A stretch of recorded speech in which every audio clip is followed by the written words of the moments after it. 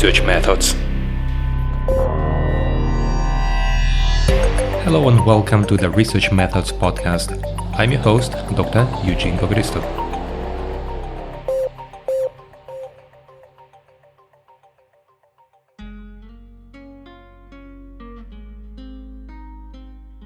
Hello and welcome to the next episode in my podcast. And today I continue with the channel on research methods, and it's been a while since I recorded anything about the research methods. I have been thinking about what could be interesting for you and what could be insightful, and I thought about how to measure how people think. This is one of the interesting questions. That is why I'm going to start the new mini-series on mental models and causal mapping as one of the methods to measure a mental model. Before we come to the measurement in this first episode, I would like to tell you my story, how I came to this method. And it was very simple. When I wrote my dissertation, I was interested in the concept of dynamic managerial capabilities. You can listen about this concept in one of the previous episodes on the channel on management research.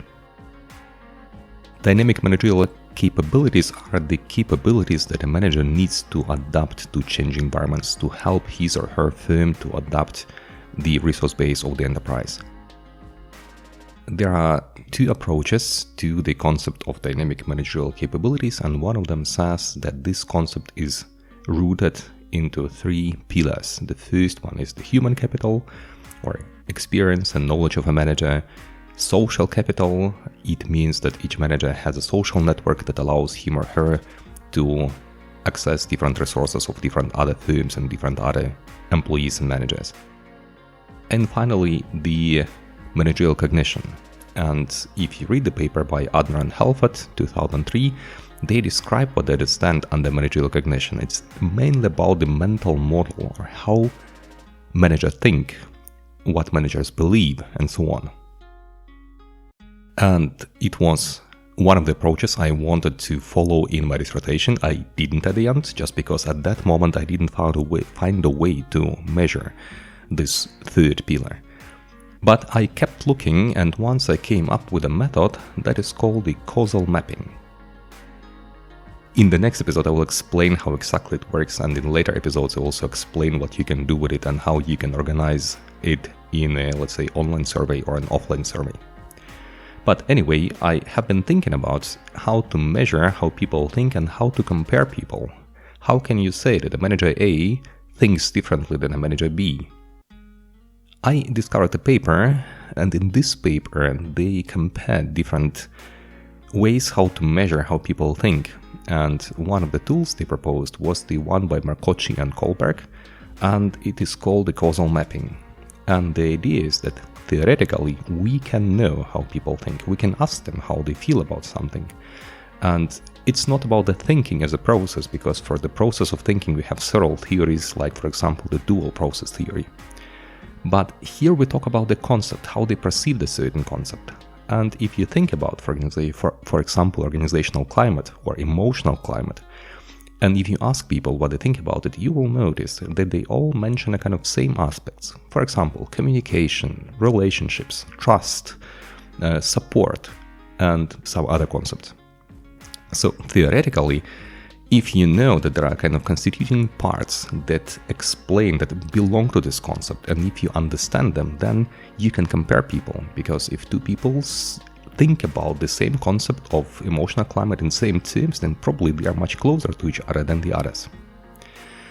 And here we come to the idea of how learning and how thinking functions. There are many theories that explain how thinking works, but one of them is about the associations of different memories, associations of different concepts. So each time you think about something, you associate this concept with other concepts. For example, you think about the dog, you think about big, you think about the cat, you think about feeding, you think about, walking with the dog and responsibility and so on. And somebody else, if you ask him or her about the dog, they would think about, cute, nice, and happiness and whatever. So if you take these two people and if you compare them, then probably they will have a completely different vision of a dog, what a dog is. And Actually, they will also act differently. One of them will adopt a dog and the other will not. And this is one of the reasons or one of the ways so you can compare different people. So understanding in which terms they think about a specific concept, the concept of your interest. For example, in my event, it would be the concept of dynamic adaptation of a firm's resources to the changing environments. I hope it was interesting for you, and this was just the first episode to explain how thinking works and how this method will work. And we will talk about the method itself in the next episode with also one of the examples. If you are interested in how to measure how people think and how to compare them, stay with me. Wish you all the best, and I'll see you in the next episode. Bye bye.